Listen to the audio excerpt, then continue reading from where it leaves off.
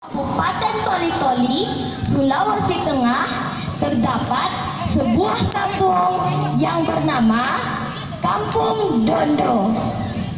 Di antara penduduk kampung itu terdapat sebuah keluarga kecil yang terdiri dari sepasang suami istri dan seorang anak mereka. Sang suami bernama Pak Daesala, sang istri bernama Dae Sumandi, dan anak mereka bernama Dae Maji. Suatu hari mereka pergi ke sebuah pulau karang yang bernama Pulau Napo.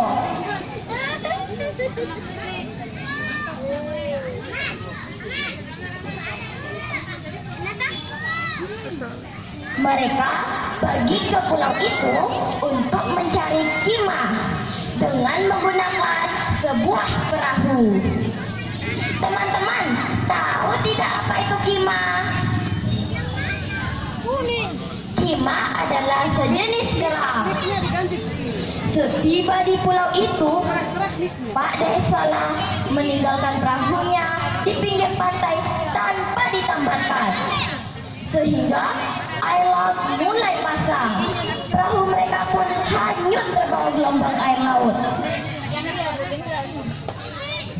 Ketika hari mulai senja, mereka bermaksud untuk pulang ke perkampungan.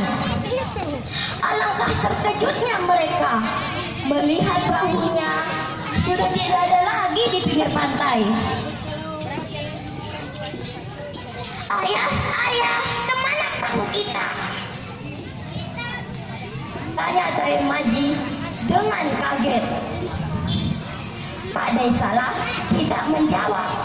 Ia hanya tertegun memandangi gelombang air laut pasang. Ia sangat menyesal karena tidak menamatkan perahunya. Maafkan ayah, nak. Ayah lupa menambahkan perahu kita, sehingga terbawa gelombang air laut pasang. Jawab Pak Daesala dengan penuh penyesalan. Lalu bagaimana caranya kita pulang ya? Tanya istrinya bingung. Keluarga kecil itu akhirnya terdampar di pulau tersebut. Agar mereka terendam air laut yang semakin naik, mereka mengumpulkan batu dan menyusunnya sampai tinggi. Kemudian mereka memohon kepada Yang Kuasa agar segera menolong mereka. Mereka tidak pernah merasa haus dan lapar. Pada keesokan harinya, ikan payul itu berhenti di suatu tempat dan menurunkan mereka. Tanpa mereka duga, ikan payul itu bisa berbicara layaknya manusia.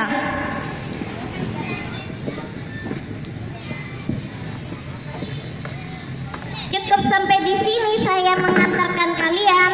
Pergilah ke hulu dan tinggallah di sana, ujar ikan payul itu. Sebelum meninggalkan ketiga orang tersebut, ikan payul berpesan agar mereka memberi nama tempat itu dengan sebutan Kampung Payul.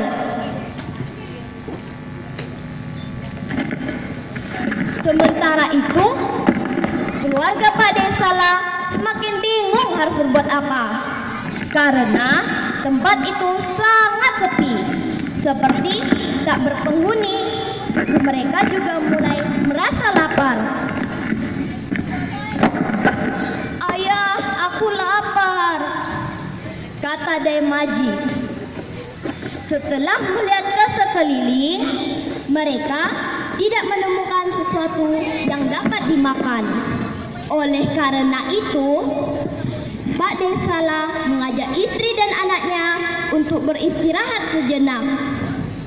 Ia akan mencari makanan setelah beristirahat. Baru saja merebahkan tubuhnya di sebuah pohon yang rindang, tiba-tiba mereka mencium bau asap. Pak Daesala pun segera terperanjat dari tempat peristirahatannya. Hei, apakah kalian mencium bau asap? Tanya Pak Daesala kepada istri dan anaknya. Benar ya, aku pun mencium bau asap itu. Ada asap berarti ada api. Ada api pasti ada orang yang menyalakannya, pikir sang ayah. Tidak salah lagi, tempat ini pasti ada penghuninya. Ayo kita cari sumber asap itu. Keluarga kecil itu akhirnya mencari sumber asap tersebut. Baru beberapa langkah berjalan, mereka menemukan sebuah perapian yang baru saja dinyalakan. Semakin yakinlah mereka bahwa tempat itu ada penghuninya. Setelah melihat ke sekeliling, tak seorang pun yang mereka lihat. Ketika Pak Daesala mengambil satu batang kayu api yang masih membara untuk dibawa ke tempat mereka beristirahat, tiba-tiba mereka mendengar suara orang sedang batuk-batuk. Rupanya suara batuk itu berasal dari rimbunan pohon jagung yang berada tak jauh dari perapian itu. Tak berapa lama kemudian, seorang kakek muncul dari rimbunan pohon jagung tersebut. Rupanya orang itu adalah orang Kajio.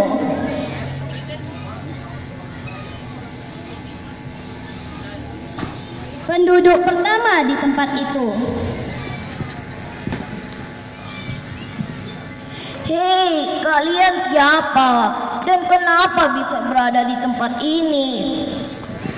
Tanya orang Kajio itu. Pak Daesala pun memperkenalkan diri dan keluarganya. Kemudian ia juga menyampaikan pesan dari istri ikan payol agar memberi nama tempat itu dengan sebutan Kampung Payol. Kemudian orang Kajio itu pun setuju. Sejak itulah nama tempat itu bernama Kampung Payol. Selanjutnya teman-teman, orang Kajio itu memperkenalkan diri bahwa ia tinggal di situ ditemani oleh istrinya. Hanya kami berdua yang tinggal di sini. Tinggallah bersama kami di sini. 5 menit waktu tersisa, ujar orang Kajio itu. Keluarga Pak Daesala pun setuju, karena mereka juga tidak dapat kembali ke kampung asal mereka.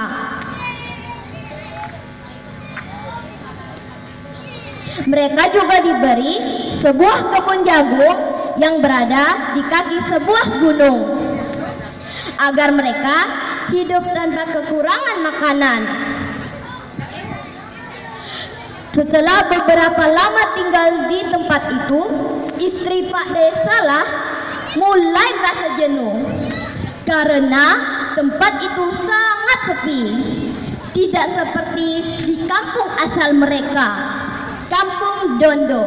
Ia dapat bergaul bersama para tetangga-tetangganya. Ya, sudah lama kita tinggal di sini dengan hidup berkecukupan. Tapi apalah artinya ini jika kita selalu kesepian begini? Keluh istri Pak Daesala. Berusahalah mencari jalan keluar agar kita bisa terlepas dari suasana sepi seperti ini. Mendengar perkataan istrinya, Pak Daesala segera menaiki gunung yang paling tinggi di daerah itu. Setiba di puncak gunung, ia lalu memanjat pohon yang paling tinggi di gunung itu. Setelah melihat ke sekeliling, Pak Daesala melihat sebuah perkampungan yang berada di sebelah barat. Setelah diamatinya, maka yakinlah ia bahwa itu adalah kampung asalnya, Kampung Dondo. Wah, pasti itu Kampung Dondo, gumam Pak Daesala. Kemudian ia langsung turun dari tempat itu dan mengajak istri dan anaknya untuk meninggalkan kampung Payol dan pergi menuju kampung Dondo.